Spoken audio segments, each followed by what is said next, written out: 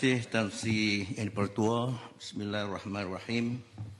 Alhamdulillahirrahmanirrahim wa bihi nasta'in. Wassalatu wassalamu ala asyrafil anbiya'i wal mursalin wa ala alihi wa sahbihi ajma'in. Saya berterima kasih atas izin atas Yang Dipertua untuk ikut serta dalam membahaskan hasil kajian separuh penggal Rancang Malaysia ke-12. Pada khidmat saya, perbincangan ini berpastinya sangat penting kerana Rancang Malaysia ke-12 merupakan satu titik tolak, satu babak baru dalam sekurang-kurangnya dua konteks. Pertama, inilah ujian besar kerajaan baru yang diberi amanah oleh rakyat, dan rakyat tentulah menunggu-nunggu bagaimanakah pelaksanaan Rancang Malaysia ke-12 benar-benar membayangkan atau menunjukkan berlaku satu transformasi dalam soal ekonomi, sosial budaya, politik dan sebagainya. Yang kedua, babak baru ini juga ditandai oleh era pasca COVID, kerana dalam tempoh pasca COVID ini kita menghadapi tantangan, menghadapi cabaran besar untuk melaksanakan pelbagai program pembangunan negara. Dan rancangan Malaysia ke-12 ini juga ataupun kajian separuh penggal ini juga harus dilihat sebagai suatu titik tolak untuk kita bermuhasabah tentang penilaian terhadap kejayaan pelaksanaan dasar-dasar negara, dan yang kedua untuk melakukan satu perancangan strategik yang lebih ampuh bagi menjayakan program-program pembangunan dalam segala bidang yang telah dirancang. Yang kedua, Tan Sri Yang Dipertua, yang ingin saya tegaskan sebagai mukadimah atau preamble ini ialah soal keperluan untuk semua pihak termasuk kerajaan melihat bahawa pelaksanaan dalam Rancang Malaysia ke-12 ini satu kesinambungan dasar-dasar negara yang sudah pun dimulakan sejak kemerdekaan tercapai. Yang ada hendaknya kita melihat satu transformasi, satu reformasi yang memutuskan tali kesinambungan. Dan ini penting kerana pembangunan negara kita berdasarkan falsafah pembangunan yang ampuh, yang holistik. Dengan demikian, pembangunan dalam rangka Rancang Malaysia ke-12 masih perlu dilihat sebagai suatu pelaksanaan pembangunan negara yang pertama-tamanya holistik, aspek fizikal dan aspek dalaman atau kerohaniannya. Jangan sampai ada ketinggalan dalam aspek-aspek tertentu, terutama dalam soal pembangunan kerohanian, pembangunan kejiwaan, pembangunan kepribadian. Dan ini saya kira penting, walaupun perhatian yang sangat besar diberikan lebih pada soal kejayaan berkaitan dengan dasar-dasar ataupun program pembangunan fizikal. Ini penting kerana kita masih lagi dihambat oleh isu-isu berterusan atau boleh kita katakan isu-isu tertonggak, iaitu seperti contoh jurang ekonomi antar kaum, antar wilayah, antara kumpulan sosial. Dan ini merupakan program ataupun rancangan ekonomi yang tidak dapat tidak mesti bertitik tolak daripada dasar utama negara. Saya masih melihat keyakinan bahawa dasar ekonomi baru ia berteraskan usaha untuk membasmi kemiskinan tanpa merekaum dan menyusun semula masyarakat Malaysia itu masih tetap relevan sampai bila-bila pun. Kemiskinan bukan hak milik kaum tertentu. Maka itu membasmi kemiskinan tanpa merekaum masih tetap harus menjadi perjuangan dan pegangan dalam pelaksanaan Rancangan Malaysia ke-12 dan seterusnya. Demikian juga soal penyusunan semula masyarakat Malaysia yang masih lagi membayangkan bibit-bibit ketidaksetaraan dalam soal antara kaum, antara wilayah dan antara kumpulan sosial. Dan ini harus terus digerakkan dalam melaksanakan tempoh baki Rancangan Malaysia ke-12 hingga tahun 2025. Demikian juga yang Tan Sri Yang Dipertua dalam soal perpaduan kebangsaan. Meskipun telah ada buku dasar perpaduan negara 2021 dan kita sudah melaksanakan pelbagai program, tetapi tampaknya perpaduan masih rapuh. Dan sebahagian kerapuhan itu disebabkan golongan-golongan tertentu, terutama golongan ahli politik yang dilihat banyak menimbulkan masalah, kekeliruan dalam kalangan rakyat umum. Apa itu arti perpaduan? Kalau dalam kalangan pimpinan politik tidak dapat meraihkan arti perpaduan dengan lebih padu dan jitu. Ini saya kira perlu diberi perhatian. Demikian juga dalam soal pendidikan. Tadi disebut soal STEM. Kita menghadapi saat-saat genting untuk melahirkan golongan usahawan, golongan teknokrat, golongan pembangun negara. Tapi dengan merosotnya pelajar yang memilih aliran STEM, aliran sains, teknologi, kepada 22% ataupun dilaporkan media 20%, ini ada satu krisis besar dalam pendidikan negara yang mesti terus ditangani oleh pihak kementerian untuk diatasi masalah jurang yang semakin melebar dalam soal pengaliran pengususan pelajar. Tapi dalam pada kita bicara tentang soal kekurangan pelajar yang masuk dalam aliran sains sebagai contoh, ini tidak harus menafikan keperluan pelajar kita diasuh, dididik secara bersepadu. Jangan sampai aliran sains menyebabkan pelajar sains menjadi rabun atau menjadi juga buta dalam soal sastra. Sastra ialah santapan jiwa. Baik ahli falsafah, ahli sejarah, ahli sains memerlukan sastra sebagai penghalus budi. Dan ini salah satu punca mengapa berlaku masalah merosotnya adab, merosotnya budi bahasa.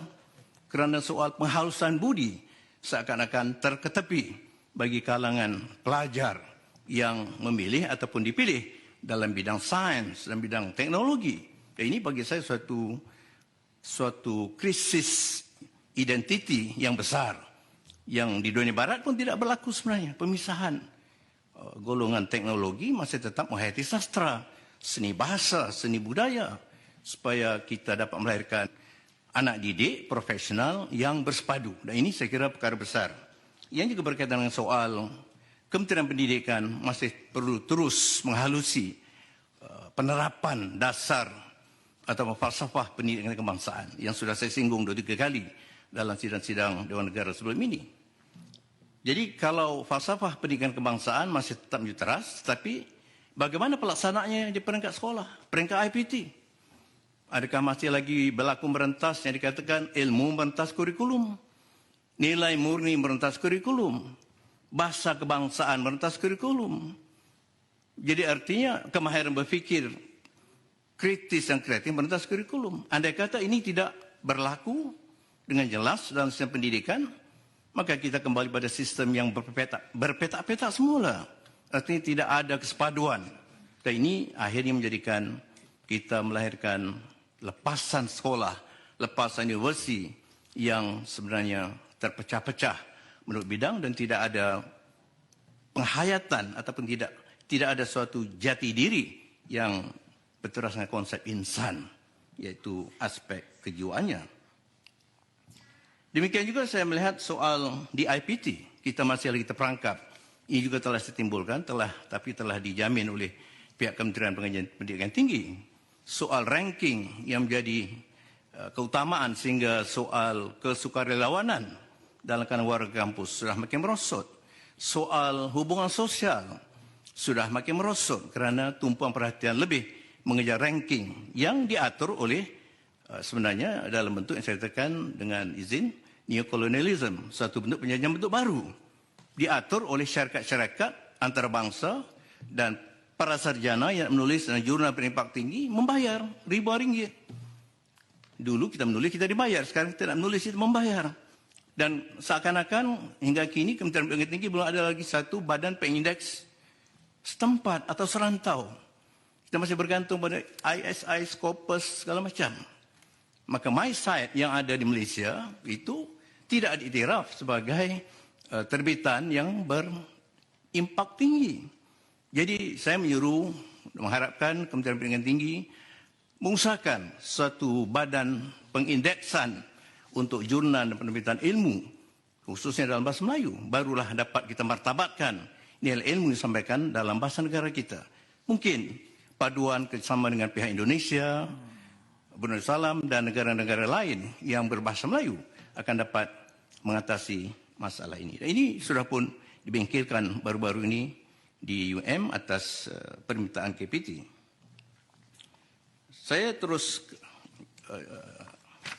Tan Sri Pertua pada hal yang agak lebih spesifik. Dalam soal pelaporan prestasi ekonomi, saya juga mengucapkan tahniah kerana dilaporkan bahawa KDNK telah mencapai pertumbuhan 59% setahun, lebih dari sasaran ditetapkan. Namun beberapa hal yang masih perlu kita singgung berkaitan dengan soal pencapaian ekonomi sebagai contoh,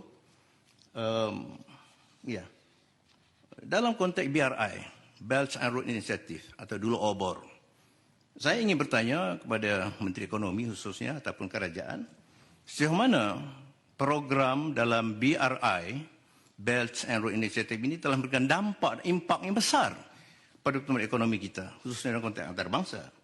Ada lebih 150 buah negara menurut sedikit pembacaan saya yang terlibat dalam BRI. Jangan sampai BRI ini menjadi satu bentuk hegemoni yang pernah berlaku dalam pemerintahan kerajaan terdahulu.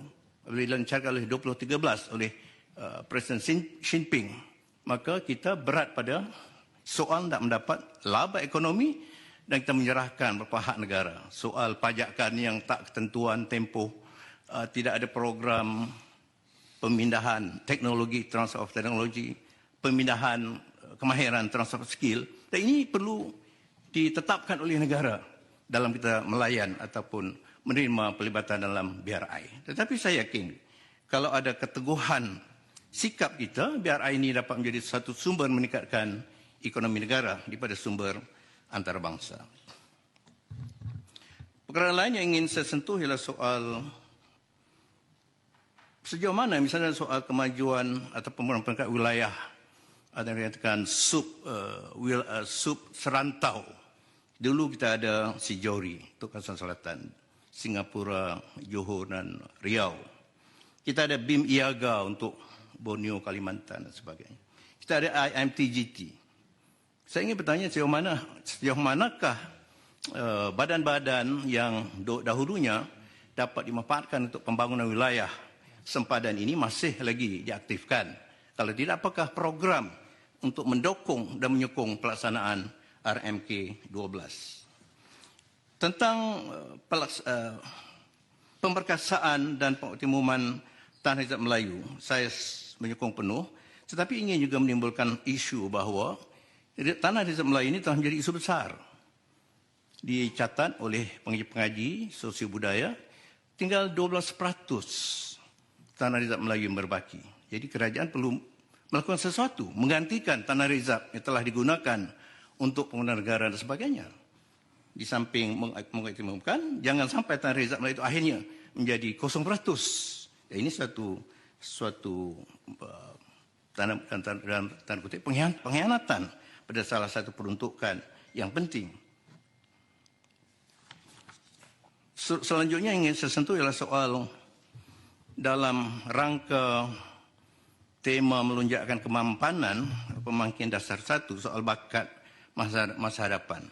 Ada sedikit tadi sentuh soal industri kreatif dan saya kira ini satu bidang yang mesti berperhatian berat dalam soal kita masuk ke era pendigitalan, pendidikan elektronik. Inilah satu bidang untuk kita memupuk bakat masa hadapan untuk mengaktifkan bidang industri kreatif, menjelmakan pelbagai produk kita, soal ilmu watan kita dan seni budaya. Jangan sampai kita terperangkap oleh seni budaya asing seperti Korea semata-mata dan kita hanya menjadi pengguna, consumer yang tidak menghasilkan seni budaya dan konteks industri kreatif yang cocok sesuai dengan jati diri Malaysia kita. Yang kedua yang saya sentuh dan soal ini juga adalah soal saya sentuh dalam sidang yang lepas, iaitu bagaimanakah sebagai contoh agensi kerajaan Semara yang memang khas untuk membentuk usahawan Melayu Bumiputera. Memang dilaporkan dalam jawapan pertanyaan saya itu sekian banyak usaha telah dibuat. Tapi yang penting kita tidak melihat hasilnya dalam bentuk yang ketara yang jelas. Sudah berapa banyak muncul usahawan desa sebagai contoh. Betul, ada tadi industri desa sudah disebut, artis industri dan sebagainya. Tetapi adakah ini sudah menjelmakan suatu budaya baru, membentuk golongan usahawan dalam kalangan masyarakat, termasuk lepasan universiti yang tak boleh lagi bergantung pada soal makan gaji. Dan ini pengalaman saya 5-6 tahun bertugas di China, sangat diberi penegasan. Tidak semestinya mahasiswa mesti makan gaji. Mereka mesti menjadi usahawan sendiri. Dan ini bagi saya mesti dikembangkan. Dan mara patut sudah dapat membina mungkin satu kampung, satu industri. Dan saya dulu merujuk pada soal budaya China yang cukup positif. Mereka ada konsep budaya perniagaan keluarga. Dan ini akan dapat mengatasi masalah ekonomi dan masalah sosial sekaligus. Terkait dengan itu ialah soal kita punya kekayaan manuskrip Melayu lama yang jumlahnya sekitar 40,000. 20,000 saja terdapat di Leiden University yang memaparkan pelbagai bidang. Perubatan etno, teknologi etno, sains etno, seni bina dan sebagainya. Dan saya kagum kerana perubatan tradisi Cina dapat diangkat mendunia kerana ada usaha untuk mengangkatnya dan dipadukan dengan pertemuan-pertemuan moden. Bagaimana etno perubatan Melayu yang juga terkena itu tidak dapat diangkat dengan puluhan kitab tip, kitab perubatan dalam. Dan ini memerlukan satu komitmen kerajaan untuk melantik pakar-pakar dalam pelbagai bidang, mengkaji ilmu watan dalam puluhan ribu manuskrip itu, diangkat dan disejajarkan dengan perkembangan zaman. Ini yang dilakukan oleh masyarakat di luar negara kita. Tapi kita masih hanya bangga kita ada 40,000 manuskrip bertebaran seluruh dunia. Tapi kebanggaan itu tidak memberikan apa-apa makna. Kita tidak memanfaatkan ilmu dalam puluhan ribu manuskrip itu dan tidak dipadukan dengan perkembangan ilmu terkini. Jadi saya harap ada satu komitmen kerajaan melalui kementerian berkaitan untuk memberi perhatian pada usaha mengkaji, mengerjakan dan menerbitkan karya-karya ilmu dalam manuskrip Melayu lama yang jumlahnya lebih kurang 40,000 buah. Pengenalan yang ingin saya sentuh Tan Sri yang dipertua ialah soal tata kelola dan rangka kerja industri. Barangkali sebagian disebut oleh Senator Datuk Hatta tadi soal kepincangan dan pelaksanaan. Ini mungkin sebahagian saya kira masih lagi terkait dengan soal kerenah birokrasi.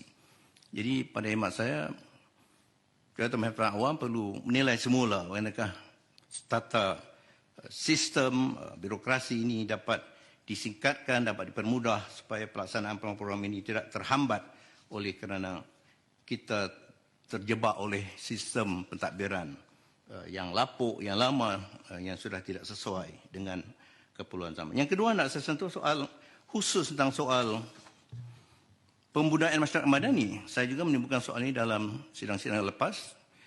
Sejauh manakah secara tuntas pendekatan pembudayaan masyarakat madani dilakukan oleh setiap kementerian, oleh setiap jabatan, setiap agensi, sekolah, IPT dan sebagainya? Ataupun adakah ini hanya cukup dengan laungan dengan ucapan selamat salam Malaysia Madani tanpa menghayati apa makna madani?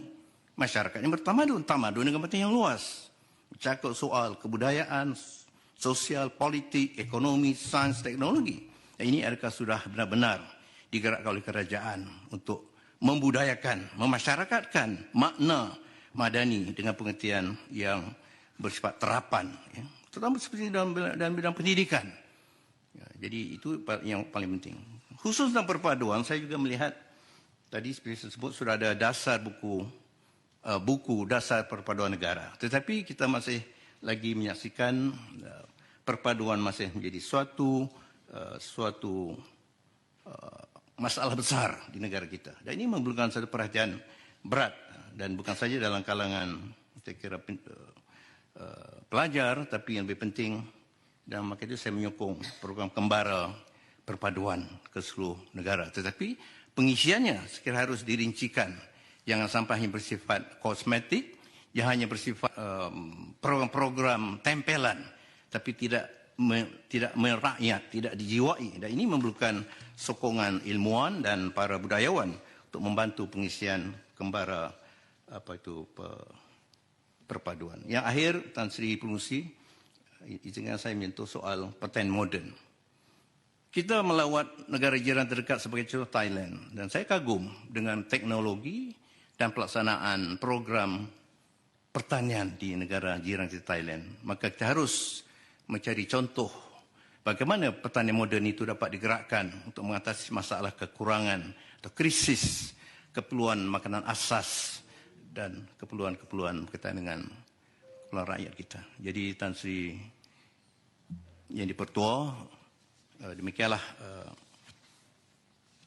isi perbahasan saya sekadar untuk dan dengan ini saya juga menyokong hasil kajian separuh penggar rancangan Malaysia ke-12 dengan catatan perkara-perkara yang penting kita bincangkan, kita bahaskan itu bukan sebagai hanya suatu retorik ataupun perbahasan untuk mental exercise, tetapi adalah diberi perhatian berat oleh kerajaan dan patut ada wakil menteri sini. Terima kasih. Assalamualaikum warahmatullahi wabarakatuh. Terima kasih Profesor Datuk atas ucapan tadi, dan saya sekarang jemput Yang Berhormat Datuk Paul Yukai.